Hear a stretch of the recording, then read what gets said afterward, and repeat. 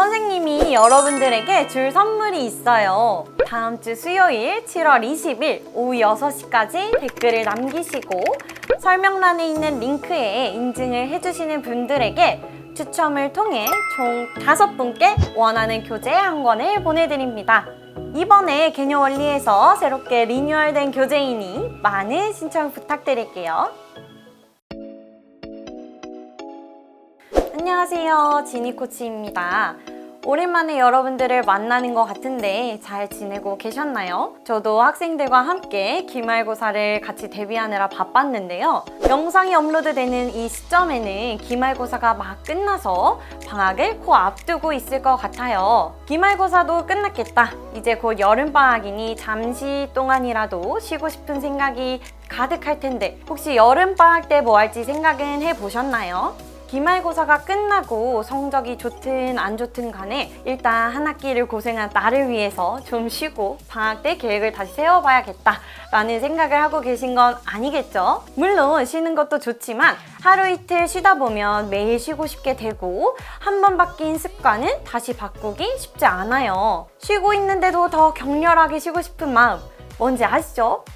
그래서 적당히 쉬고 금방 다시 돌아오는 것이 중요해요. 수학은 이해와 암기력 모두 필요한 과목이기 때문에 방학 동안 완벽하게 개념 학습부터 유형 학습까지는 해두어야 합니다. 그래야 학기 중 수학과 다른 과목의 시간을 적절히 분배해서 공부하기가 쉬워져요. 수학은 내신과 수능 준비 과정이 같다고 볼 수 있기 때문에 방학 때 수능을 준비하듯 공부를 해놓는다면 문제없이 내신 대비도 할 수 있을 거예요. 자, 이렇게 방학은 굉장히 소중한 시간이죠. 이 시간을 잘 활용하려면 계획을 세우기 전에 의지부터 다져야 하는데요. 여러분들은 지금 어떠신가요?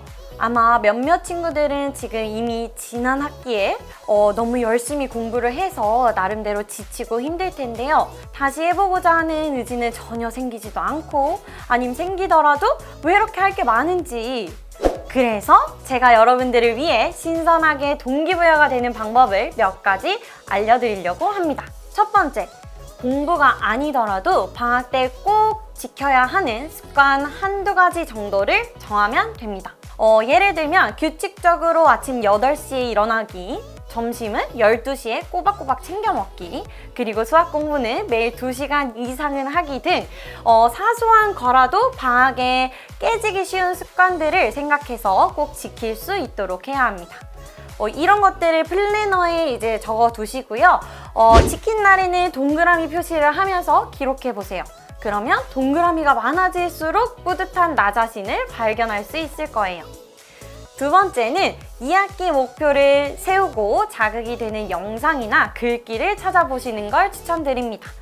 스터디 플래너에 오늘의 명언, 동기부여 감상글을 적어보면서 자신의 목표를 매일매일 되새김해 봅시다.